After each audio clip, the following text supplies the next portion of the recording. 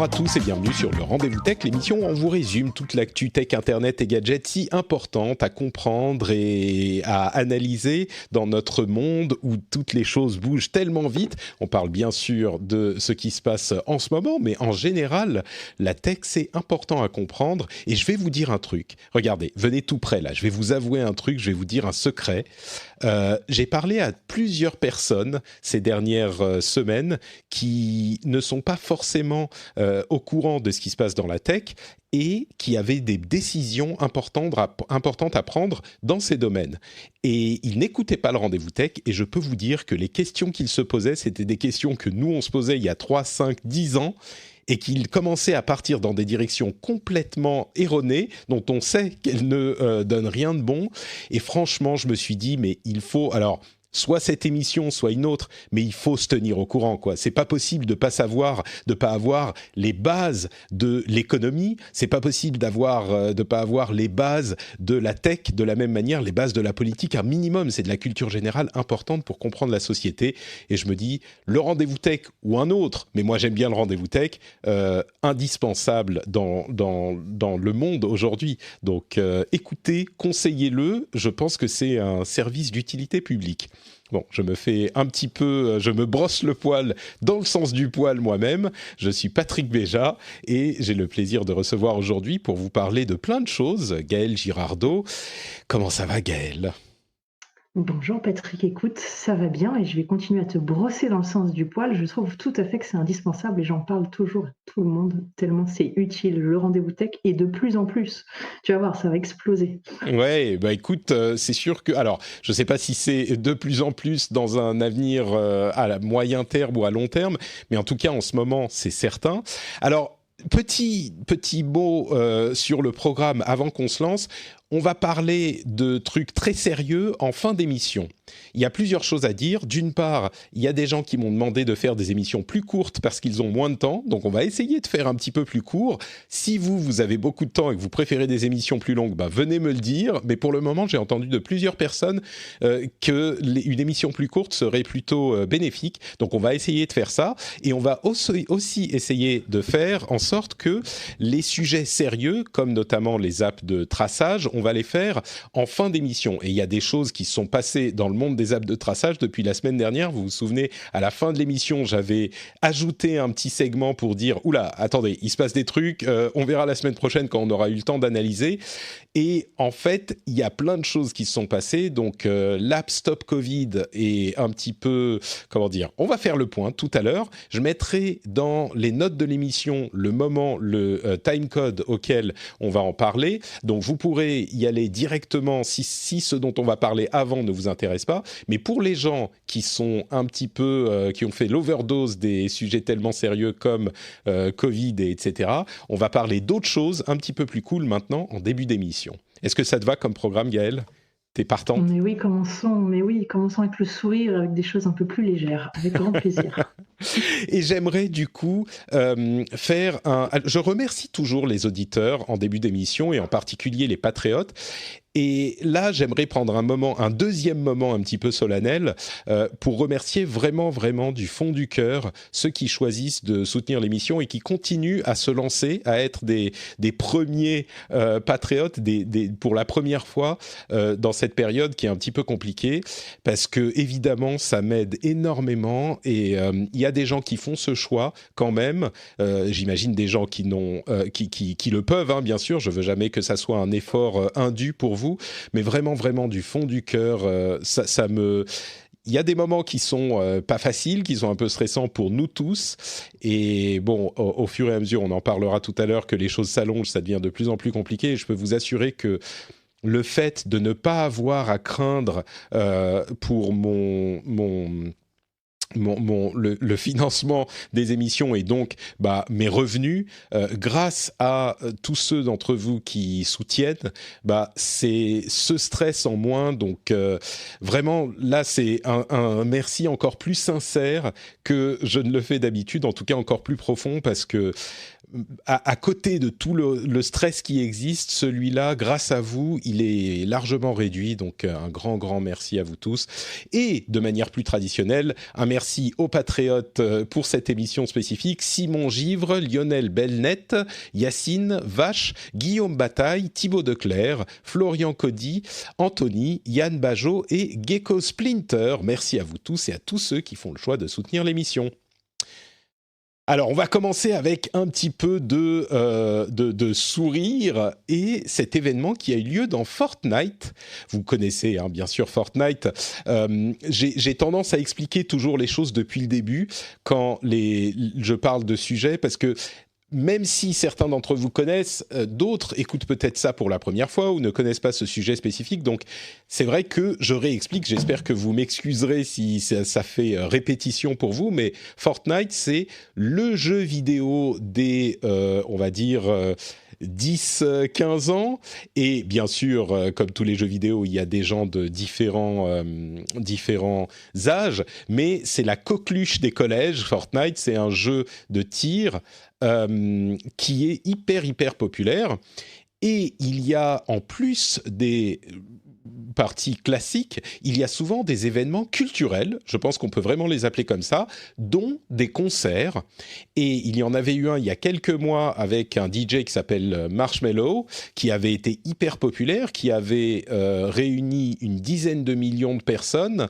Eh bien, ils ont réitéré l'exploit avec 12,3 millions de personnes pour le premier concert de Travis Scott, un rappeur, qui a donc réuni 12,3 millions de personnes pour son concert dans le jeu. Alors, c'est peut-être un peu compliqué à comprendre pour les gens qui ne connaissent pas le fonctionnement de ces trucs.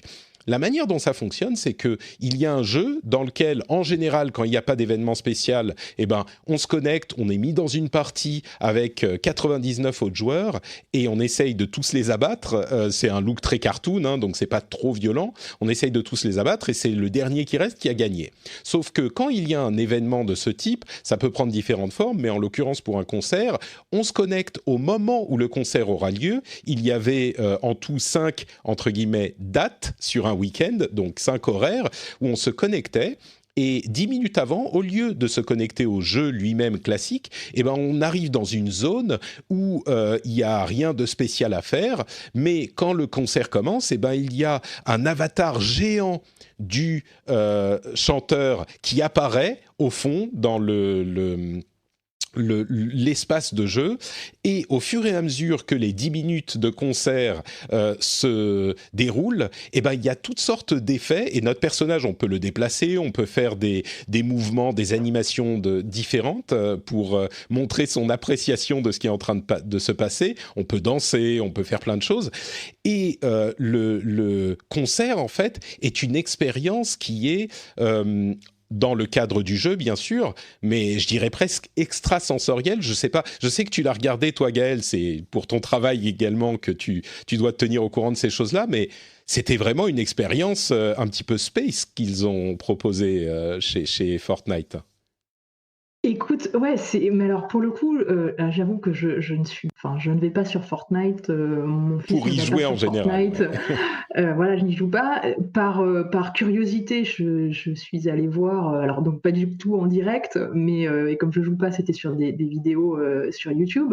Mais j'avoue avoir été bluffée par la créativité et je trouve ça extraordinaire d'avoir créé ça. Sincèrement, voilà, je suis bluffée.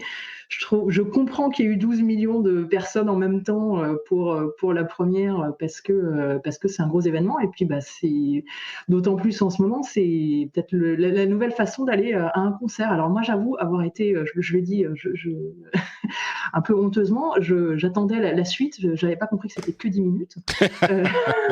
J'attendais un concert d'1 heure, bêtement. Mais ça sera peut-être le futur, hein, effectivement, que ce soit des concerts vraiment plus longs, peut-être à plusieurs, pas un seul chanteur, enfin des vraies prestations de concerts à l'intérieur, pourquoi pas, mais bluffant effectivement pour l'expérience. Alors pour décrire un petit peu pour les gens qui ne connaissent pas, la manière dont ça se passe, c'est qu'on est dans un espace un petit peu classique, une grande, on va dire, allez, on va dire prairie pour essayer de décrire ça. Et puis au fur et à mesure que le concert se déroule, on est transporté sous l'eau, dans l'espace. On va pouvoir entre guillemets nager dans l'espace. Et puis il y a cet immense avatar de Travis Scott qui est en train de chanter, qui a les animations de chant et qui va avoir tout plein d'effets pyrotechnique, psychédélique, c'est vraiment un spectacle. Et quand tu disais, c'est peut-être un moyen de suivre un concert, surtout aujourd'hui en confinement, mais peut-être à terme, alors c'est pas que ça va, aller les quatre vieux au fond qui commencent à râler, moi, à mon époque, on allait dans des vraies salles de concert, ça veut pas dire que ça va forcément remplacer, mais c'est une expérience sociale ou en tout cas personnelle et culturelle hyper intéressante qui est véhiculée par un jeu vidéo ultra populaire. C'est certainement quelque chose de différent et d'intéressant, j'insiste sur ce point. C'est pas juste oh bah c'est marrant, ils ont mis un morceau de musique dans le jeu et on l'a écouté pendant qu'on était dans le jeu. Ça va beaucoup plus loin que ça. Non, il y a une vraie créativité, enfin, il y a un vrai travail assez extraordinaire. Encore une fois, c'est une nouvelle façon de faire les choses, c'est une nouvelle expérience. Comme tu dis, ça remplacera jamais un concert, mais en attendant, quand on sait que les concerts, ça sera peut-être pas pour tout de suite, même déconfiné, qu'on y retournera. Donc, bah, en attendant, ça pourra au moins faire l'affaire. Et puis, bah, pour les gens aussi, il faut pas oublier qu'il y a quand même un concert, ça coûte cher. Est-ce que c'est aussi un moyen d'amener la culture musicale autrement? Voilà, encore une fois, ça remplace pas, mais c'est un bon compromis en tout cas, et avec un nouveau type de créativité. Donc, moi, je dis bravo. C'est intéressant parce que c'est un petit peu du gagnant-gagnant-gagnant, c'est gratuit pour tout le monde. Fortnite bénéficie parce que ça ajoute à sa popularité. Travis Scott s'est certainement fait des millions de nouveaux fans qui n'avaient jamais entendu parler de lui. Il y a de la vente de merchandising en jeu, donc virtuel et physique, si on veut ensuite. C'est quelque chose qui est effectivement une évolution intéressante et c'est pas tous les jeux qui peuvent se permettre ce genre de choses et c'est pas toutes les sociétés qui ont l'intelligence de faire ce genre de choses. Le cadre de Fortnite s'y prête bien et Epic, la société qui a développé le jeu et qui le gère, a une intelligence dans le marketing de sa boîte qui est pleine d'inventivité et on peut tout à fait imaginer d'autres. D'ailleurs, il y a eu des événements liés à des films qui étaient moins ambitieux peut-être, mais surtout liés à des films qui sortaient au cinéma avec des petits événements spécifiques dans le jeu. Mais on peut imaginer d'autres choses encore. La créativité est vraiment sans limite dans ce domaine. Donc, ouais, c'est très, très intriguant en tout cas. Affaire à suivre. Affaire à suivre, oui. Et Fortnite ne va pas disparaître de sitôt. Je ne pense pas. On va vous parler un petit peu d'Apple, hein, bien sûr. On va pas se priver, il y a des rumeurs comme toujours. Alors, les rumeurs d'AirPods 3 qui seraient en fait des AirPods Pro sans annulation de bruit. Donc, si vous attendez pour éventuellement en acheter, voilà à quoi ça correspondrait. Ces fameux AirPods Pro Lite seraient la même forme, donc avec le petit embout qui fait que ça s'adapte à vos oreilles, mais il n'y aurait pas de fonction d'annulation de bruit. Le prochain iPad Air pourrait avoir un Touch ID sous l'écran, c'est-à-dire qu'il n'aurait pas de Face ID mais un Touch ID sous l'écran. Et à propos de Touch ID, il y a une rumeur selon laquelle l'iPhone 12 pourrait avoir un Touch ID. Alors Touch ID et Face ID, du coup, on pourrait avoir Apple qui se vante d'avoir le système le plus sécurisé au monde parce que on pourrait choisir le Touch ID ou le Face ID ou faire les deux en même temps. Et là, du coup, ça veut dire qu'on est comme dans les films, présenter votre empreinte digitale et présenter votre visage et ça permet et peut-être même avec l'iris spécifiquement et donc ça permet de déloquer uniquement si on a toutes ces choses et le code en plus, non peut-être pas, mais c'est intéressant pour le prochain iPhone. Et puis, quand on parle du prochain iPhone, il y a aussi le fait que la 5G millimétrique ne serait pas disponible dans les iPhones français, dans les prochains iPhones français. La 5G millimétrique qui est la 5G la plus rapide, mais aussi la plus courte portée, la plus courte distance. Donc il faut vraiment être juste à côté de l'antenne pour que ça porte. Et ben elle serait disponible qu'aux États-Unis. Donc on aurait la 5G classique qui est pas beaucoup plus rapide que la 5G, que la 4G en fait. Donc bon, on verra ce que ça donne effectivement quand ils l'annonceront. Et à propos de l'annonce, du coup, l'annonce et la production, elle risque d'être décalée un petit peu d'un mois. Pourquoi ?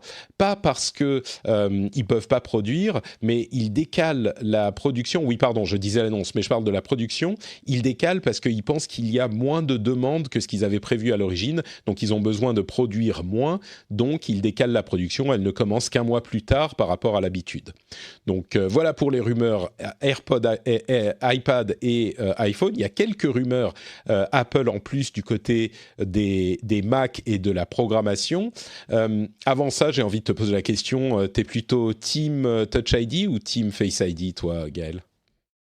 Alors écoute, comme je viens de changer d'iPhone, j'ai enfin laissé tomber mon vieil iPhone SE et je suis passée au 11 Pro. Donc ça y est, j'ai découvert le Face ID dans la vie de tous les jours.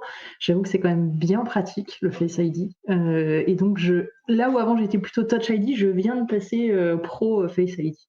Ah, donc tu préfères, d'accord. Mais dis-moi, t'étais pas une fan des petits téléphones, toi ? C'est pour ça que t'avais ton SE ? Si, c'est une horreur, hein, c'est une horreur. Il y a beaucoup de... C'est affreux. Mais mon équipe dev m'a demandé mon SE tout tester. Oula, ça coupe. Qu'est-ce qui se passe ? Tu disais, oui, ton équipe de dev voulait que tu testes. D'accord. Ah oui, il faut tester sur des appareils modernes, madame. C'est ça. Bon, donc voilà pour les rumeurs du côté de chez Apple. Est-ce que t'as des AirPods, du coup ? Non, je n'ai pas d'AirPods. J'aime pas ça. Eh ben, tu les as déjà testés ? Oui, j'ai déjà testé. Ah, d'accord. Donc tu fais partie des rares qui ne se rangent pas sous la bannière des AirPods. D'accord, je comprends. D'autres choses, on parlait de développeurs. D'une part, les premiers Mac avec processeur ARM développé par Apple pourrait arriver en 2021, comme on en avait déjà entendu parler. Il s'agirait d'une version modifiée du processeur A14 qui serait dans le prochain iPhone, donc l'iPhone 12 qui va être annoncé là en septembre a priori. Et il serait gravé en 5 nanomètres, donc il serait modifié, sans doute avec, vous savez, les iPhones ont généralement plusieurs cœurs, certains cœurs très rapides pour les opérations actives et certains cœurs plus économes en énergie, donc un peu plus lents pour les opérations moins actives et les opérations de tâches de fond. Et il pourrait s'agir d'un processeur de ce type, mais uniquement avec des cœurs très actifs. Parce que bien sûr, quand on a un ordinateur de bureau, on n'a pas autant de préoccupations sur les quelques milliampères-heure qu'on va consommer quand on a un processeur qui consomme un petit peu plus. Donc c'est encore une confirmation de ça. Il y a une autre confirmation intéressante, ou plutôt, là c'est une rumeur, c'est des confirmations de rumeurs. Xcode pourrait arriver sur iPad et potentiellement sur iPhone aussi. Qu'est-ce que c'est Xcode ? C'est l'outil qui permet de développer des programmes sur Mac et iPad, iPhone. Donc ça développe des programmes, des apps pour les appareils sous iOS ou iPadOS également. Et c'est intéressant parce que si cet outil arrive sur iPad, ça pourrait... c'est symbolique, hein, mais l'une des choses qu'on utilise souvent, l'une des caractéristiques qu'on utilise souvent pour décider est-ce que une machine informatique est un ordinateur ou pas, l'un des tests, c'est est-ce qu'on peut programmer dessus des applications qui seront utilisées sur cet appareil.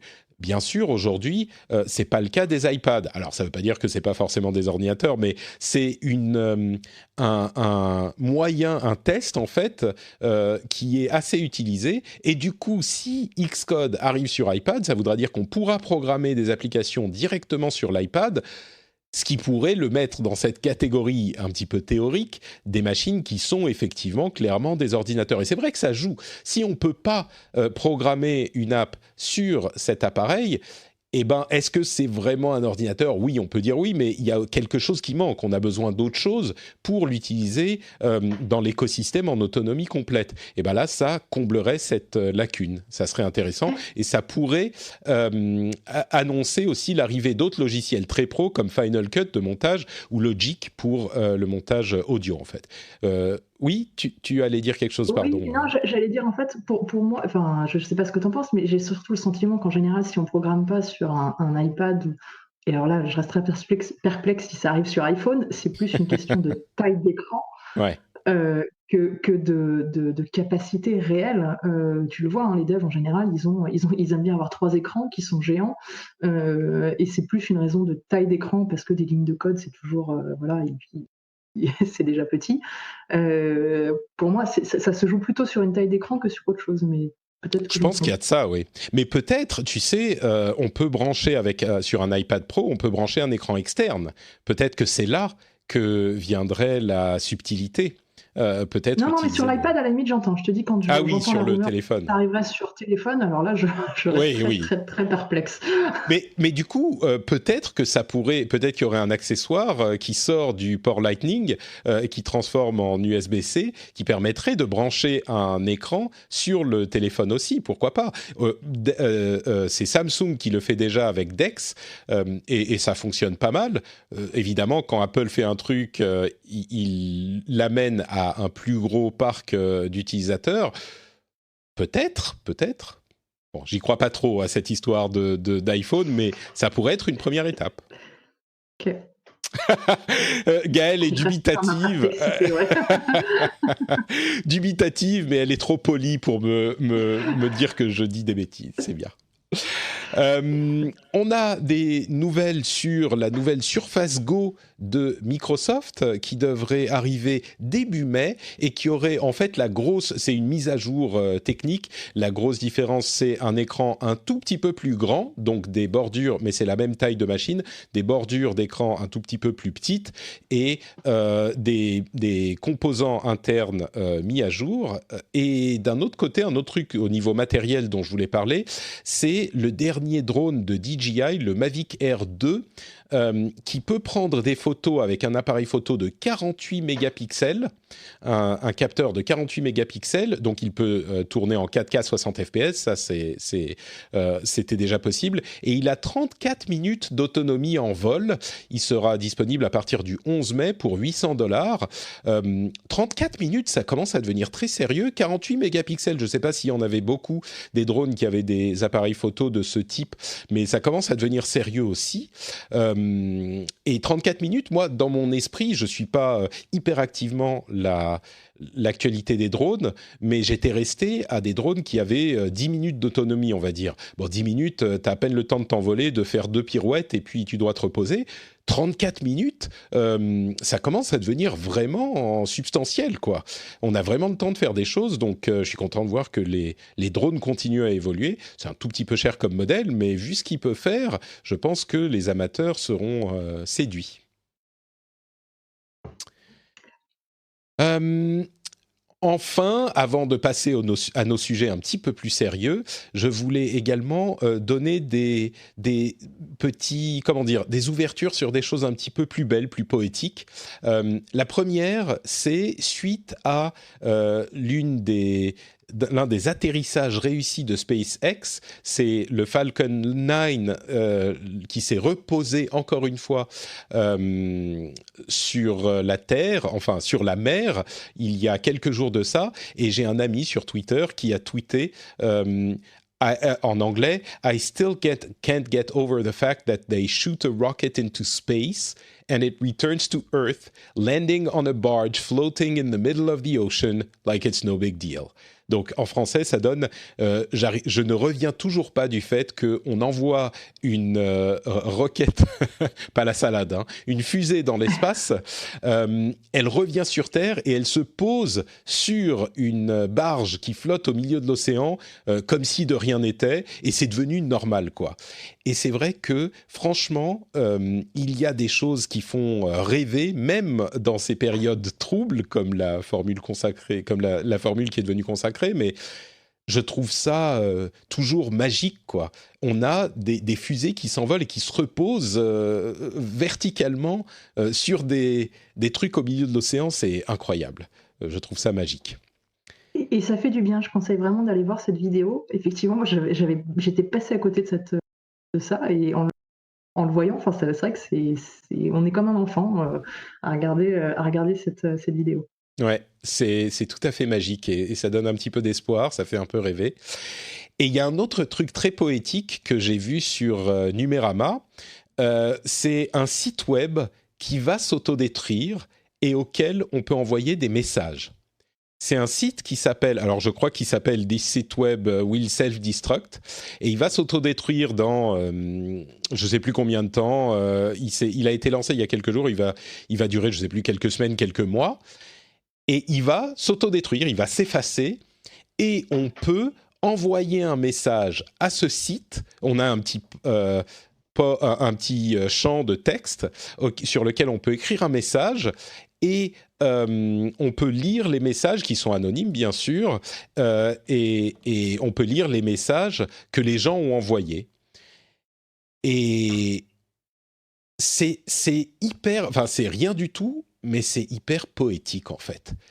On envoie un message à un truc qui existe, dont on sait que c'est éphémère, et qui va, entre guillemets, mourir, mais c'est qu'un site web.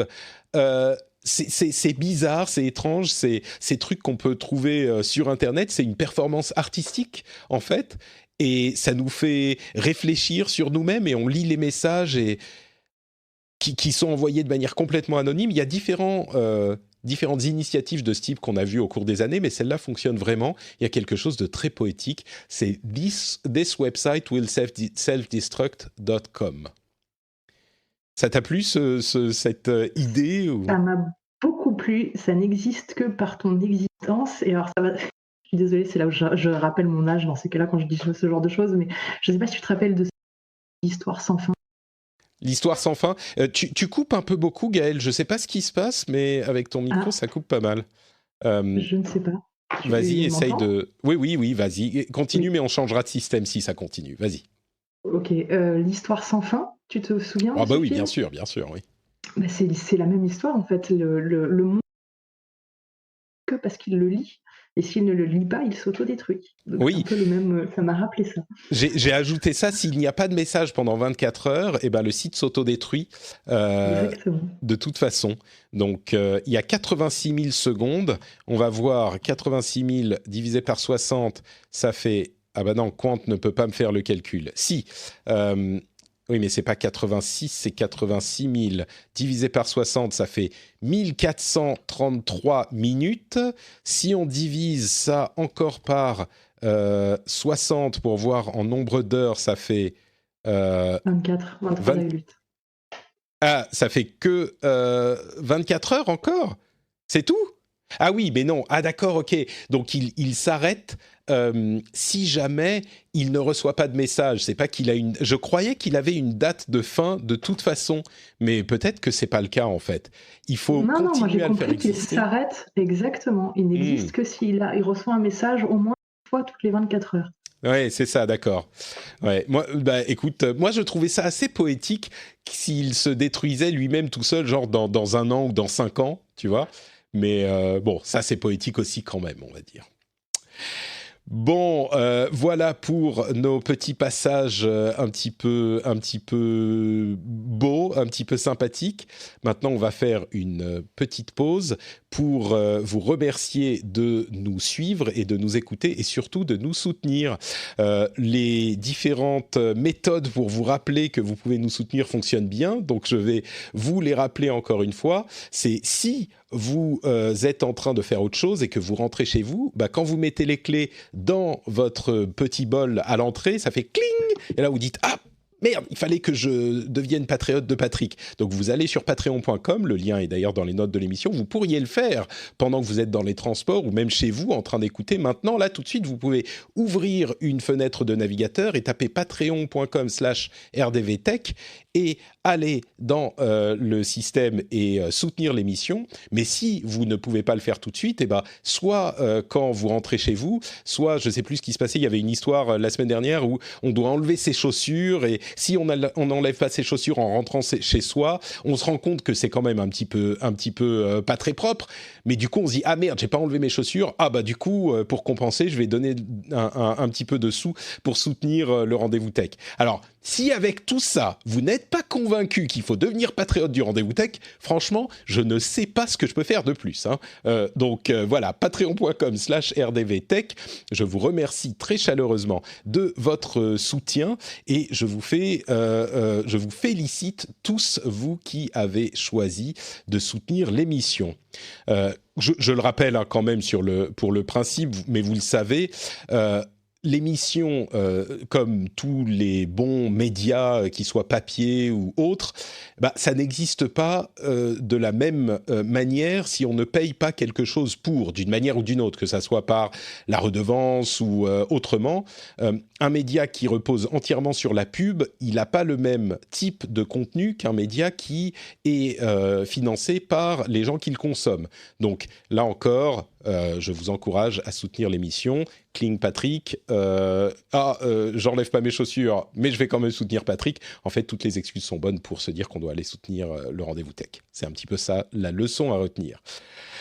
Patrick, si je peux me permettre, vu que tu n'es pas très bon en publicité, tu n'adaptais pas ton message au timing. Donc, il faut qu'ils pensent à toi quand ils ouvrent la porte de leur frigo. Tu auras plus de chance. Mais c'est tellement malin, Gaël, merci. Donc, on ajoute à tout ça, quand vous ouvrez la porte du frigo pour aller prendre un petit verre de coca, un petit peu d'eau, ou même une bière, dites-vous, moi, j'ai ma petite bière, peut-être qu'il faut payer une petite bière à Patrick, et donc patreon.com/rdvtech, à votre santé. Ça marche comme ça? C'est bon, le message marketing? Voilà, c'est mieux, c'est plus adapté pour les temps en ce moment. Donc, à votre santé. On va continuer avec les sujets un petit peu moins cool. On a d'abord Amazon qui peut vendre les produits high-tech, mais en gros, vous vous souvenez que Amazon a été contraint d'interrompre les livraisons par les entrepôts français. Eh bien, le tribunal a maintenu l'interdiction. Ils ont inclut plus de catégories de produits dans les catégories de première nécessité. En gros, il y a des choses comme la high-tech, l'informatique, le bureau, toutes ces choses qu'on utilise pour se faire livrer pendant qu'on est confiné, qu'ils ont inclus dans les catégories que Amazon peut livrer. Mais dans tous les cas, cette interdiction reste jusqu'à ce qu'Amazon ait mené les études nécessaires pour que le travail puisse reprendre dans leurs entrepôts. Donc, ils doivent faire des études qu'ils n'ont, d'après le tribunal, pas fait. Donc, évidemment, c'est important qu'ils le fassent. Facebook est en train d'essayer de concurrencer Zoom avec 60 000 offres différentes. C'est même un petit peu difficile à suivre. Il y a WhatsApp qui fait des conférences de groupe. Il y a Messenger Rooms qui fait des conférences de groupe. Enfin, il y a plein de trucs. Tout le monde se jette sur le marché des conférences en ligne, évidemment, avec webcam. Et puis, justement, ça m'amène à parler de la fatigue, la Zoom fatigue. C'est pas la Zumba fatigue, c'est la Zoom fatigue. Je sais pas pourquoi Zoom, ça me fait penser à Zumba à chaque fois. Mais moi, je suis pas assez en athlétique et en forme pour faire ce genre de choses. Donc, déjà, si Zoom, ça me fatigue... Donc, non, n'imaginez pas Patrick en train de danser la Zumba. C'est pas une bonne idée. Vraiment, n'y pensez pas. Arrêtez de réfléchir sur Zoom, à ça. Tu pourrais nous faire des mots. Donc, Zoom, il y a beaucoup de gens qui commencent à parler, au-delà du fait que Zoom se concentre sur la sécurité, ils ont fait plein de changements, etc. Ils ont maintenant 300 millions d'utilisateurs quotidiens. Ils en avaient 200 millions il y a 3 semaines. En 3 semaines, ils sont passés de 200 à 300 millions. Donc vraiment, c'est la folie. Mais beaucoup de gens commencent à se rendre compte que, en fait, Zoom, d'une part, dans le monde du travail, il y a énormément de gens qui font des meetings pour un rien et qui, du coup, on doit être sur Zoom tout le temps. Et le problème, c'est que c'est pas comme un vrai meeting où on est en face des gens en physique.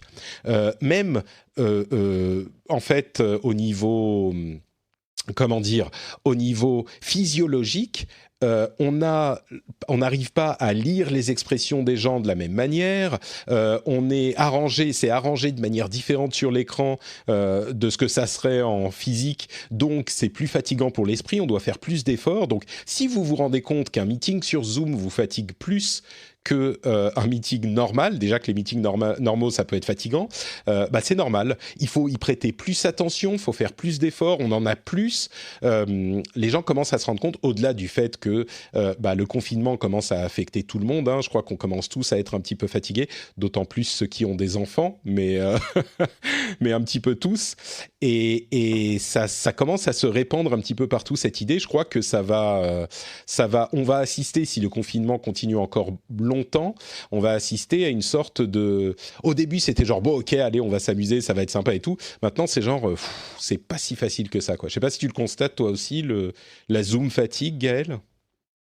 Alors déjà, enfin, j'ai pas envie de parler de Zoom fatigue, je suis un peu, moi je suis fatiguée personnellement, alors j'ai rien, j'utilisais Zoom avant tout ça, c'est juste de la vidéoconférence, hein, donc ça a rien à voir avec Zoom, donc T'as oui, coupé un petit peu, tu disais que t'es fatigué de quoi? Je suis désolé, hein, c'est des du arrangements un petit peu désolée. différents avec le confinement, hein, donc problème technique, mais tu disais que t'es fatigué de quoi spécifiquement? Du Zoom bashing. Tout le monde Ah, se d'accord. mais je trouve que c'est oui, les vidéoconférences, ça ne rime à rien. Quand tu travailles, effectivement, tu peux travailler en conférence audio sans avoir la vidéo, c'est plus facile, je trouve, parce que tu es moins à te demander, quelle tête tu as, par rapport à tes collègues. Donc moi, ce que je recommande, c'est de faire juste des conférences audio, ça fonctionne bien mieux que de la vidéo Hmm. et la vidéo, on la garde juste pour sa famille, éventuellement. Voilà, et nous, effectivement, je suis pas fatiguée parce que je l'utilise enfin voilà, la vidéo, je la conserve que pour les liens familiaux. Et quand c'est du travail, j'évite la vidéoconférence, je fais que de l'audioconférence. Ouais, je comprends. Moi, c'est un truc que je pourrais recommander aussi. Je pense qu'il y a des gens qui ont peur que s'il n'y a pas la vidéo, du coup, les gens vont pas suivre. Je pense que c'est une crainte qui est pas forcément fondée. Et si c'est le cas, je dirais que c'est peut-être des meetings dans lesquels ils n'ont pas forcément besoin d'aide. Tu sais, les meetings de 1 heure où tu as 40 personnes qui chacune doivent dire 3 mots. Alors 40, j'exagère, mais genre 15 personnes. Et où tout le monde se sent l'obligation de dire un truc parce que sinon on va penser que tu fais rien. C'est oui, bon, bref, je Ouais, les ai je suis connus d'accord aussi. avec toi.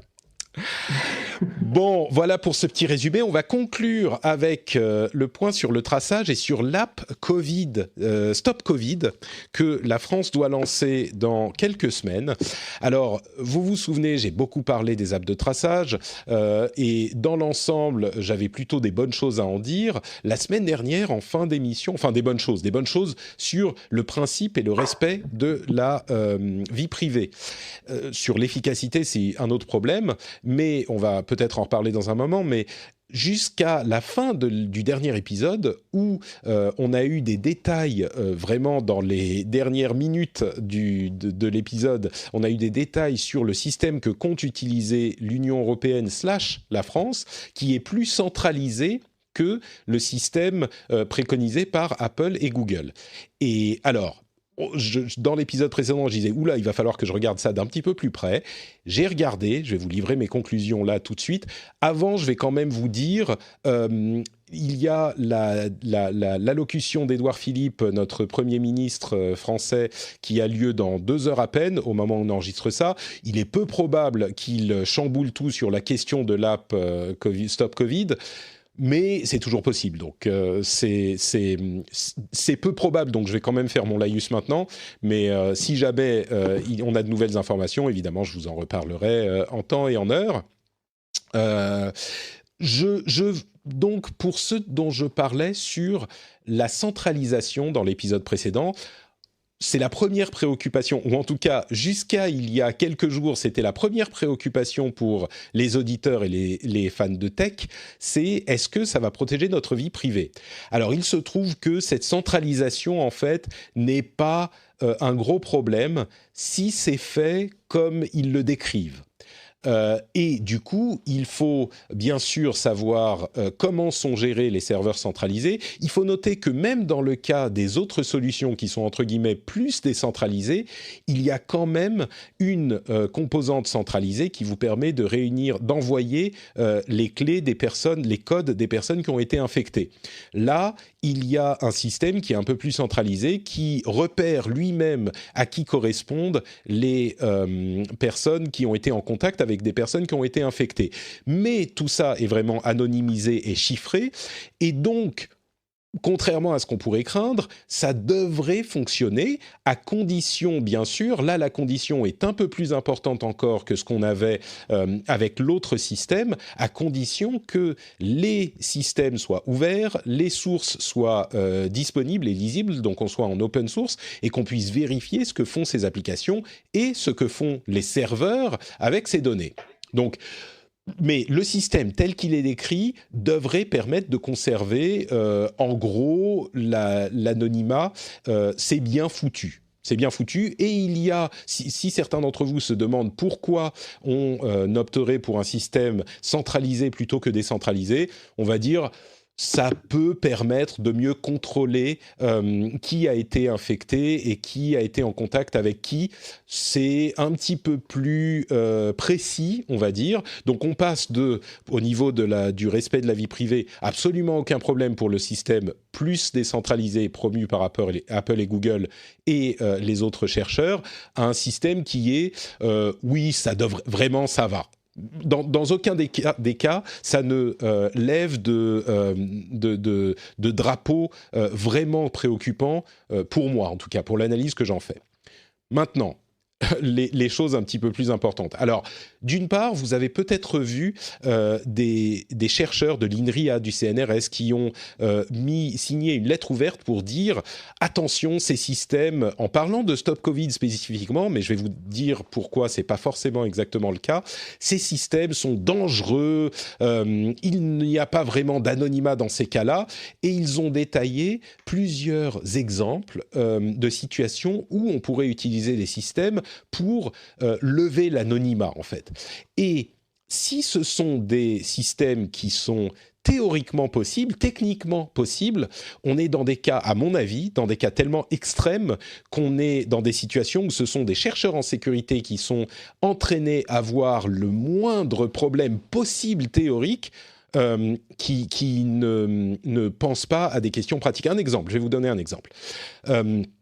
L'exemple, un des nombreux exemples qu'il donne, c'est si jamais un employeur veut savoir si un futur employé va tomber malade, va attraper le Covid-19. Il est possible de, pendant l'entretien d'embauche de cet employé, allumer un téléphone, un seul téléphone qui sera dédié à cet employé, avoir les échanges de codes qui se feront, et si jamais cette personne tombe malade, eh ben on recevra, et bien sûr, après l'entretien, on éteint le téléphone en question pour ne pas qu'il capte les données d'autres personnes. Donc en gros, on aura uniquement les données de cette personne pour laquelle on a fait un entretien d'embauche dans ce téléphone, les données d'échange Bluetooth de contact. Donc si l'employé potentiel tombe malade, eh ben on recevra une alerte sur ce téléphone-là, pour nous signaler qu'on a possiblement été en contact avec une personne malade. Comme le téléphone n'a été en contact qu'avec cette personne-là, eh ben on saura que c'est elle qui est tombée malade. Alors, oui, en théorie, oui, c'est tout à fait possible. Mais d'une part, ce système est fonctionne tout aussi bien avec le système de l'État et avec les systèmes plus décentralisés comme celui d'Apple, Google / les chercheurs européens. Donc, c'est pas uniquement contre le Stop Covid, c'est tous les systèmes de traçage qui seraient utilisables avec cette faille, on va dire. Et d'autre part, et tous les exemples sont de cet acabit, on va dire. C'est des trucs qui sont, franchement, pour qu'un employeur fasse tout ça pour repérer si un candidat qui lui plaît, a priori, qui voudrait potentiellement engager, va tomber malade, et on a 15 jours de données, parce qu'après les 15 jours, les données ne sont plus valides. Donc on a juste 15 jours de données où on va savoir que la personne est malade, et du coup quoi, la personne a eu le Covid-19, elle est isolée pendant 15-20 jours, un mois, et après, elle n'est plus malade. Donc la personne reste qui elle est. On va plus l'engager pour cette raison. Enfin, franchement, c'est des failles vraiment hyper théoriques, à mon sens. Et vous avez peut-être vu ces exemples courir, ou cette alerte courir. Pour moi, elle n'a pas lieu d'être dans le monde réel. C'est quelque chose de purement théorique. Et si jamais, si c'est ça notre plus gros problème avec ces apps, c'est pas vraiment un problème. Mais ça a quand même posé un peu de confusion parce que ce sont des chercheurs de l'INRIA et du CNRS, qui sont des gens sérieux, qui lèvent ces alertes. Donc évidemment, certains se posent des questions. Pour moi, c'est des gens qui sont tellement entraînés à voir ces problèmes, qui sont un petit peu obsédés par les choses, et même si elles sont réelles, dans la pratique, bon, ok. Ensuite, chacun peut se faire son avis sur ça. Le plus gros problème, en fait, qu'on a, qui là, n'existait pas il y a une semaine, qui est sorti de nulle part il y a environ une semaine, c'est un truc beaucoup plus ennuyeux pour cette app. Pour une raison que je ne m'explique absolument pas, Apple a décidé de se... Pardon, pas Apple, mais le gouvernement français a décidé de se braquer sur la solution centralisée. La solution centralisée n'est pas possible à mettre en place avec le système que proposent Apple et Google. Pour des raisons de sécurité accrue, en fait, le système centralisé associe une ID, un code centralisé au code qu'on va distribuer aux autres téléphones. Donc, il y a quand même une anonymisation, mais on a la main sur un petit peu plus de données, même si elles sont anonymes. Et c'est un truc qu'Apple n'a pas mis en place, Apple et Google ne l'ont pas mis en place pour vraiment satisfaire à 100% la question de l'anonymat maximum. Ils ont d'ailleurs modifié un petit peu leur système qui va être implémenté là dans les jours qui viennent, et ils l'ont amélioré pour mettre une cryptographie un petit peu différente qui est aussi forte ou plus forte et qui consomme moins. Enfin bref, il y a des petits changements. Mais le système n'est pas compatible avec le système décrit par l'Union européenne, contrairement à ce que je pensais à l'origine, à cause de cette composante centralisée. Dans ce contexte, l'Allemagne a décidé d'abandonner l'idée du système centralisé européen pour utiliser le système décentralisé, je dis décentralisé par principe, mais il y a quand même, comme je le disais, une petite composante centralisée. Donc, ils ont décidé d'abandonner ce système centralisé pour adopter le système décentralisé d'Apple et Google. Ils ont été pratiques, ils ne se sont pas braqués, et ils se sont dit, on va faire notre app, on va utiliser ce qui est disponible. Pourquoi ? Parce que pour pouvoir implémenter ce système, du coup, comme il est différent, qui n'est pas fourni par les OS, eh bien, il faut demander une dérogation à Apple sur l'utilisation du Bluetooth quand l'application n'est pas active. C'est-à-dire que en temps normal, les applications qui ne sont pas affichées sur votre écran, sur les téléphones Apple en particulier, Android aussi sur les dernières versions, il faut leur donner l'autorisation d'utiliser le Bluetooth, et dans tous les cas, ils ne peuvent pas utiliser le Bluetooth quand l'application n'est pas active. Pourquoi ? Parce que si elles ont le droit d'utiliser le Bluetooth, et ben comme c'est des identifiants uniques qu'on envoie par Bluetooth, et ils peuvent utiliser leurs propres identifiants, ça permet de faire du traquage, bien sûr pour la pub, beaucoup, mais en général, n'importe quel type de traquage. Et donc, Apple et Google, depuis un moment, sont très prudents avec ça et n'autorisent pas l'accès au Bluetooth. Apple a d'ailleurs résisté à des demandes, pas forcément sur le Bluetooth, mais les demandes du FBI pour des questions de pouvoir rentrer dans le téléphone, et ils ont beaucoup résisté pour protéger justement la vie privée des utilisateurs. On en avait parlé dans l'émission. Or, la France ayant besoin d'un système différent, ils ont besoin d'avoir accès au Bluetooth en permanence, même quand l'application n'est pas lancée. Parce que bien sûr, les utilisateurs de l'app Stop Covid ne vont pas se balader tout le temps dans la rue avec leur téléphone allumé, avec l'écran allumé et l'app en plein écran.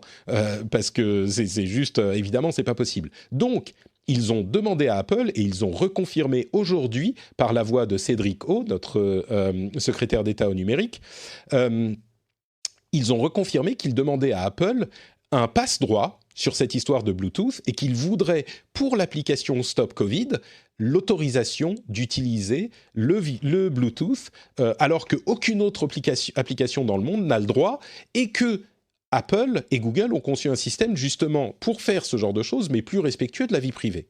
Et je vous avoue que je ne comprends pas pourquoi le gouvernement français s'est braqué de la sorte sur ce système. J'ai l'impression qu'il y a quelqu'un peut-être dans l'Union européenne qui a décidé, peut-être un petit peu, je ne vais pas dire obtus, mais qui a décidé que le système centralisé était plus précis. Et effectivement, il est un peu plus précis, il permet de faire un petit peu plus de choses. Mais ce n'est pas le jour et la nuit, ce n'est pas que tout à coup le système plus décentralisé préconisé par Apple et Google ne permet de rien faire. Mais peut-être qu'il y a une personne qui a dit non, non, c'est comme ça qu'il faut faire, on ne va pas se laisser emmerder par Apple et Google. Peut-être que dans le gouvernement, il y a quelqu'un qui a décidé que c'était comme ça qu'il fallait faire, mais c'est vraiment un braquage à ce niveau. Ou alors, peut-être que le gouvernement se dit de toute façon, l'application, on n'est pas certain qu'elle apporterait énormément. Comme j'en ai parlé à plusieurs reprises, et certains me l'ont reproché d'ailleurs, je résume en un mot, les applications en question, même si elles sont déployées et qu'elles fonctionnent comme elles devraient fonctionner, il y a tout un tas de barrières qui font qu'on craint un fonctionnement qui soit limité, une efficacité, on va dire, qui soit limitée au mieux.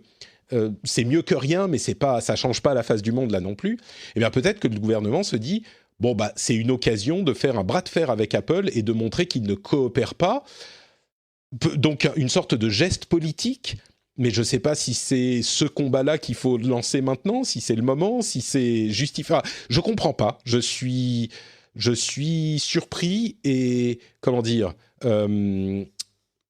Vous confus, voilà, c'est peut-être comme ça qu'on peut le dire, je vois pas pourquoi, je trouve ça incohérent et je ne comprends pas pourquoi ils essayent de lancer un combat avec Apple aujourd'hui qu'ils savent qu'ils vont perdre. Parce que Apple, comme je le disais, a résisté au FBI à des moments où la pression était beaucoup plus grande et où il n'y avait pas d'alternative proposée par Apple. Là, on a une alternative qui est universelle, unique, standardisée, approuvée par la plupart des chercheurs en sécurité.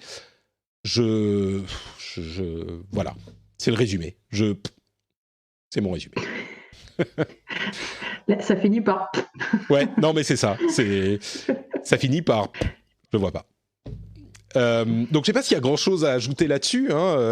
Peut-être qu'on aura les réponses de cette décision dans quelques jours ou quelques mois. Peut-être que le gouvernement voulait lancer la bataille et puis finalement va se ranger au système existant. Peut-être pas. Là, visiblement, il semble dire que non. Mais du coup, elle ne va pas exister, l'app. Parce que, croyez-moi, Apple ne va pas céder au gouvernement. C'est impossible. Ils vont pas autoriser l'application Stop Covid à utiliser le Bluetooth parce que s'ils ouvrent cette porte, là pour le coup, même moi je dirais il ne faut pas parce que si cette porte est ouverte, c'est difficile de la refermer ensuite. N'importe quel, on pourra dire vous avez donné l'autorisation à la France pour cette app, donc on voudrait le faire pour une autre app dans tel autre pays ou pour d'autres utilisations. Autant vous vous souvenez, et j'essaye toujours c'est ce que je répète depuis le début de toute cette histoire, je regarde chaque situation de manière aussi objective que possible en fonction du contexte dans lequel on est. Je vous ai dit depuis le début que les systèmes d'écrit pour ces apps de traçage étaient satisfaisantes au niveau de la protection de la vie privée et que donc je n'y voyais pas de problème, je ne voyais pas de problème à les implémenter. Là, j'ai un gros problème avec l'idée de donner un passe-droit au gouvernement pour cette app-là.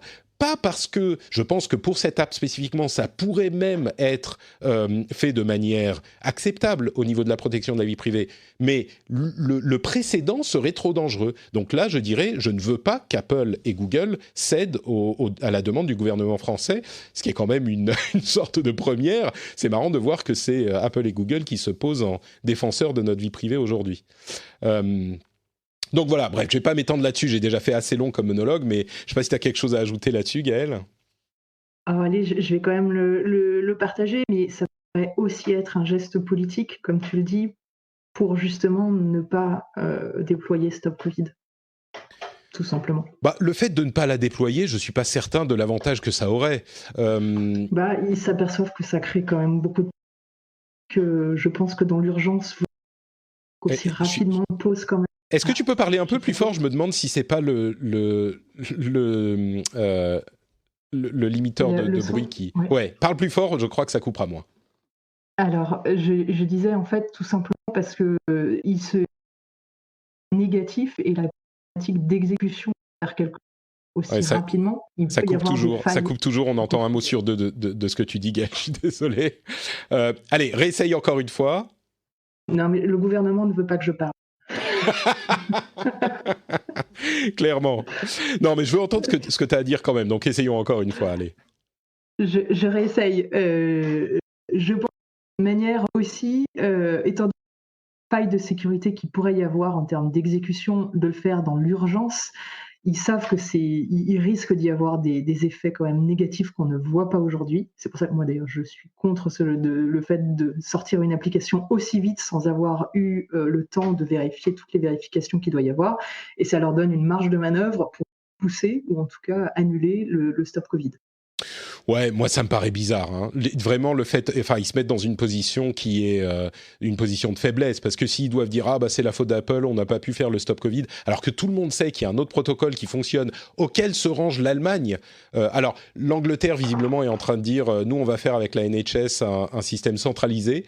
Je ne sais pas comment ils vont faire parce qu'on a le même problème qu'en France, mais alors, il y a d'autres... et le plus gros problème, comme je le dis à chaque fois, on voit à Singapour, il y a genre 20 à 25% des gens qui ont téléchargé l'app. Sur la base du volontariat, ça ne fonctionne pas. Et il faut au moins 60% de gens pour que ça soit... On commence à voir les effets. Et ça serait un moyen... Enfin, ils pourraient dire, bah écoutez, on a vu qu'il n'y a pas assez de gens qui l'installent, donc c'est pas efficace. Enfin, pour moi, c'est tout autant un échec, voire plus un échec, de dire on a fait un bras de fer avec Apple et on a perdu. Ils repartent la queue entre les jambes. Là, je vois pas la logique politique de la chose. Parce que si encore tu te dis les gens vont penser que c'est Apple les grands méchants, peut-être. Mais là, je vois pas. Ou peut-être que je me mets le doigt dans l'œil et que c'est uniquement les gens qui connaissent les problèmes techniques et technologiques qui vont comprendre que Apple et Google proposent une autre solution qui est préférable potentiellement ou qui est en tout cas disponible. Et que le grand public dira, ah bah oui, c'est Apple qui a encore fait un truc méchant. Mais je crois pas, moi j'y crois pas, ce scénario. C'est le gouvernement qui va en ressortir affecté négativement. S'ils sortent une application qui se trouve avec des... Qui se retrouve avec des... Ça a coupé, une application qui se retrouve avec des... J'essaye de décoder ce que tu dis. Piratés ou non, mais non, ça franchement, l'hypothèse de l'application est développée à la va-vite, machin, j'y crois pas. On a des gens qui sont très doués dans ce qu'ils font. L'application n'est pas horriblement compliquée, c'est pas un système qui est très très compliqué à coder. C'est un truc qu'il faut bien faire, mais s'ils mettent ça en open source, que la communauté de la sécurité peut vérifier comment elle est écrite, je crois pas à ces idées. On entend beaucoup de choses, et franchement, vous le voyez là, c'est clairement une erreur de la part du gouvernement. J'hésite pas à dire quand je pense qu'ils font des erreurs, il y aura certainement des erreurs qui seront notées quand on fera les comptes dans quelques temps après quand la crise sera passée. Mais là, cette histoire de l'application est développée à la va-vite, c'est pas pour un problème de développement, c'est un problème pour savoir est-ce qu'elle est efficace, est-ce qu'elle va servir à quelque chose, est-ce qu'on y met ce qu'il faut. Mais je suis sûr que les développeurs peuvent faire ce qu'on est censé faire avec l'app. Pour moi, c'est pas un problème de ce type-là. Et d'autant plus que les systèmes, à la fois le système d'Apple et le système préconisé par l'Union européenne, sont tout à fait sécurisé au niveau de l'anonymat, même s'il y a un leak, à moins qu'ils fassent n'importe quoi avec l'application, et ça c'est possible dans les deux systèmes, et c'est pour ça qu'il faut avoir toutes les composantes des applications en open source lisibles par la communauté extérieure, mais à moins qu'ils fassent n'importe quoi, il est vraiment inconcevable, c'est tellement, j'essaye d'être prudent, le risque est tellement infinitésimal que c'est comme se dire je vais pas sortir dans la rue parce que j'ai une chance que une brique me tombe sur la tête aujourd'hui, tu vois. C'est ce type de probabilité, j'exagère mais à peine, où je vais pas prendre ma voiture parce que je risque d'avoir un accident. Donc pour moi il est pas là le problème, mais bon, peut-être que je me trompe, j'ai pas la science infuse non plus, mais bon. Ok, écoutez, je crois que... Je ne suis pas d'accord. Mais c'est pas grave. C'est pas la première fois. Faisons court. Ouais, on est déjà à 1 heure, écoute, donc on va se limiter à 1 heure et on conclut avec le... Voilà, c'est ça, comme le dit mon fils de 2 ans, c'est ma conclusion. Il me dit. Je rejoins cette conclusion. Il me dit de temps en temps, maintenant il commence à parler pas mal et tout, et de temps en temps il me dit « papa, est-ce que tu peux dire le lait ?» Alors je dis « Oui, le lait. »« Papa, est-ce que tu peux dire la voiture ?» La voiture. « Papa, est-ce que tu peux dire… Et il se marre comme un fou. Il a trouvé une astuce hyper maligne. Il le dit en suédois, hein, bien sûr, parce qu'il parle plutôt suédois, mais c'est très très mignon. Mon fils est mignon, je ne sais pas si vous saviez. Mon fils est très mignon. Donc voilà, je vous laisse avec sa sagesse. Voilà. Merci Gaël d'avoir été là, malgré les difficultés techniques pour cet épisode. Est-ce que tu peux nous dire où on peut te retrouver sur Internet ? Oui, on peut me retrouver sur tous les réseaux sociaux, je mettrai les liens dans... @coud_fr, voilà. @coud_fr pour la boîte, et je mettrai les liens vers ton Twitter dans les notes de l'émission. Pour ma part, c'est NotePatrick sur Twitter, Facebook et Instagram. Vous pouvez aller sur Instagram pour voir ce qui s'y passe. C'est sympathique, bien sûr. NotePatrick, effectivement. Et puis, vous pouvez aller sur frenchspin.fr pour avoir les notes de l'émission et commenter si vous avez des choses à dire, des éclairages à apporter sur tout ce qu'on a dit aujourd'hui. Et puis, vous pouvez évidemment aller sur patreon.com pour soutenir l'émission. Le prix d'un petit café, le prix d'une petite bière, c'est hyper sympathique, c'est hyper utile surtout. Donc un grand merci à vous tous. Patreon.com/rdvtech, ça se fait en 2 minutes, vraiment, même sur votre téléphone mobile, vous pouvez le faire en 2 minutes et ça aide énormément l'émission, c'est grâce à ça qu'elle existe. Je vous fais de grosses bises et on se donne rendez-vous dans 1 semaine pour un nouvel épisode. Ciao à tous!